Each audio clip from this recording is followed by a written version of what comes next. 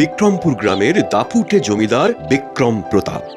একাধারে তিনি দাপুটে এবং প্রজাবৎসল, আর মাঠে কর্মরত তারই এক ধান জমির ভাগ চাষী মদন। মদন অত্যন্ত সৎ এবং কর্মঠ। আরে আরে কি কিসের যেন একটা আওয়াজ হলো? দাঁড়া দাঁড়া দাঁড়া, এটা কি? আবার আবার কি সব নকশা আঁকিবুকিও করা আছে। না, এটা জমিদার মশাইয়ের জিনিস, ওনাকে ফেরত দিতে হবে।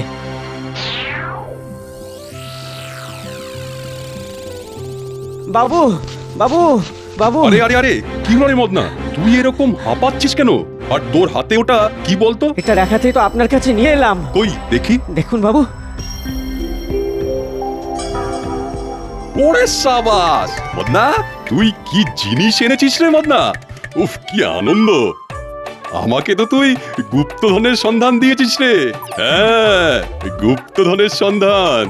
এটাই কি গুপ্তধনের ঠিকানার নকশা আছে? হ্যাঁ রে হ্যাঁ, আমাদের জমিদার বাড়ির পূর্বপুরুষের গুপ্তধন।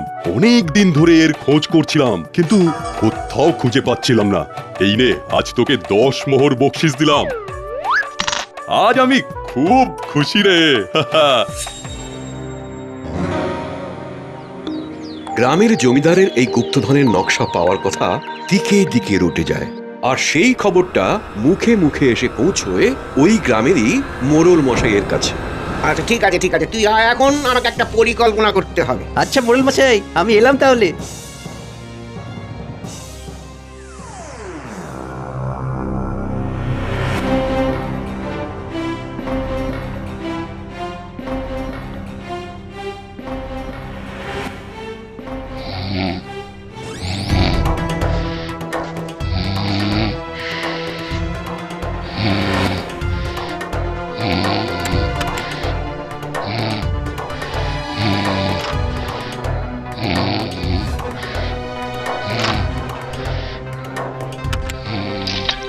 কে কে কে রে কে? ও বিড়াল। পরের দিন সকালে জমিদারের বাড়িতে হুলুস্থুলু পড়ে যায়। জমিদার সকল দাস দাসীকে ডেকে পাঠায়। বিশ্বাস করুন, আমরা গরিব মানুষ, খেটে খাই। আমি চুরি করিনি বাবু, আমি চুরি করিনি। ঠিক আছে, তোমরা এখন এসো। বাবু, এই কাল রাত থেকে তো মোড়ল মশাইকে খুঁজে পাওয়া যাচ্ছে না। উনি কোথায় বেরিয়েছেন? আরে বাড়িতেও বলে যাননি, কোথায় গেছে কে জানে। সে কি কাণ্ড! এই তো এটাই সেই গুহা। তার মানে এর মধ্যেই আছে জমিদার পরিবারের লুকানো গুপ্তধন। ওরে বাবা রে!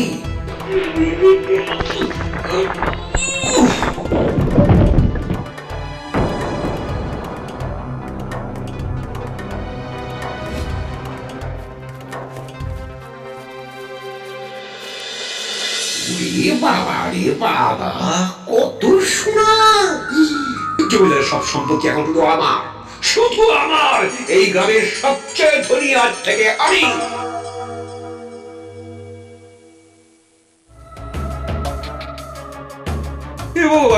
আমি কি করে বাইরে বেরোবো? এই গুহায় কোথায় তো কোনো বেরোনোর রাস্তা দেখতে পাচ্ছি না। আমাকে কি তাহলে এভাবেই মরতে হবে? লোভে পড়ে কত বড় পাপ করে ফেলেছি। 5-5টা দিন হয়ে গেল, কিন্তু কিছুই বুঝতে পারছি না। সারা গ্রাম খুঁজেও মোড়লকে তো খুঁজে পাওয়া গেল না। এত চিন্তা করবেন না জমিদার মশাই। ওই দুজন লেঠেল আর মদন চাষিকে আমার কাছে পাঠাও। কেন? ওদের দিয়ে কি হবে জমিদার মশাই? যা বলছি করো না। এই তো তোমরা চলে এসেছো। তোমাদের দুজনকে আমার সাথে ওই সোনা গুহার সন্ধানে যেতে হবে। কিন্তু বাবু, আপনার বাড়ি থেকে তো শুনলাম ওই তামার পাতে খোদাই করা নকশাটাই হারিয়ে গেছে। তাহলে কি করে আমরা গুহায় পৌঁছবো? বাবা, চোর যদি চলে ডালে ডালে, আমি চলি পাতায় পাতায়।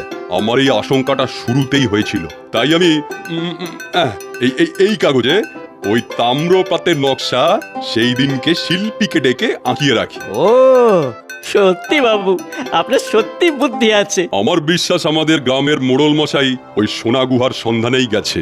কারণ যেদিন রাতে আমার ঘর থেকে ওই তাম্রপাতের নকশা উধাও হয় তারপর দিন সকাল থেকে মোড়লকে পাওয়া যাচ্ছে না।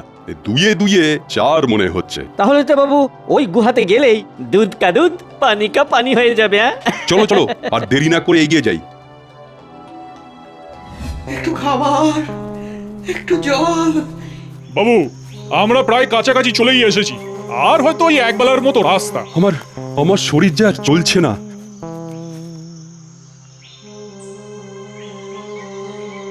মদন মদন একটু বিশ্রাম নেব। বাবু এক কাজ করুন, আপনি বরং এই গাছের নিচে বিশ্রাম নিন। এই বেলা রোদ থাকতে পৌঁছতে না পারলে অনেক রাত হয়ে যাবে বাবু। ঠিকই বলছো, জংলা রাস্তা, সাপকোপের উপদ্রব হিতে বিপরীত হতে পারে। তাই তোমরা সাবধানে গুহার দিকে এগিয়ে যাও, আমি বাড়ির দিকে এগোচ্ছি।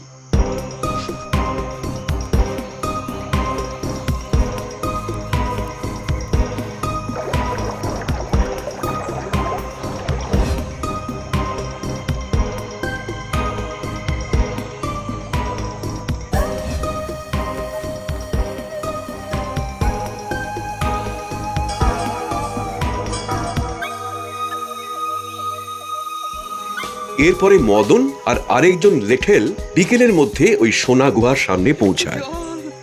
একটু খাবার, একটু খাবার, গুহার ভেতর থেকে কারো একটা গোঙানির আওয়াজ আসছে, জল, একটু কিন্তু গুহার মুখ তো পাথর দিয়ে বন্ধ। কি করা যায়, কি করা যায়? লেঠেল এক কাজ করো, শাবল দুটো বার করো, তারপরে পাথর ভাঙবো। একটু জল, একটু জল।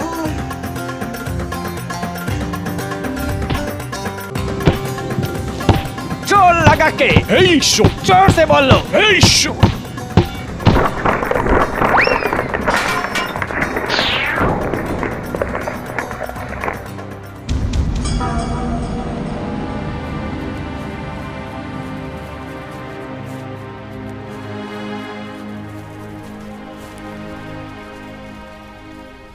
ওরে বাবা রে, এ কত সোনা, কত মোহর! আরে শোনা, ছাড়ো ছাড়ো। ওই দেখো আমাদের মোড়ল মশাই জলের অভাবে কষ্ট পাচ্ছেন। যাও যাও, এক্ষুনি জল নিয়ে এসো, যাও তাড়াতাড়ি।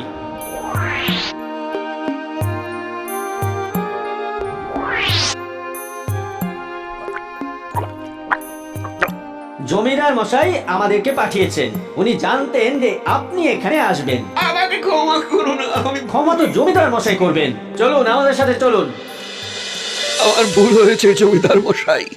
লোভের বশে আমি এই কাজটা করে ফেলেছি, আমাকে ক্ষমা করুন। সে না হয় ক্ষমা করলাম, কিন্তু একটা কথা বলো তো, আমি তো ওই তামার পাতের ওপর আঁকা সোনার গুহার সূত্রের কথা কাউকে তেমন একটা বলিনি। তাহলে তোমাকে কে এত কিছু জানালো? কেই বা তোমার হাতে সূত্রটা তুলে দিল? ইয়ে আসলে মানে মানে ও, সর্ষের মধ্যেই ভূত, নায়েব তুমি? ছি ছি ছি ছি ছি, আমারই খাচ্ছ, আমারই পড়ছো, আমারই সর্বনাশ করছো। এই লিটল রাই, তোমরা একে উত্তম মধ্যম ধোলাই দাও, তারপর নেড়া করে মাথায় ঘোল ঢেলে ছেড়ে দাও। ওরে বাবা রে, ওরে বাবা রে, ওরে বাবা রে।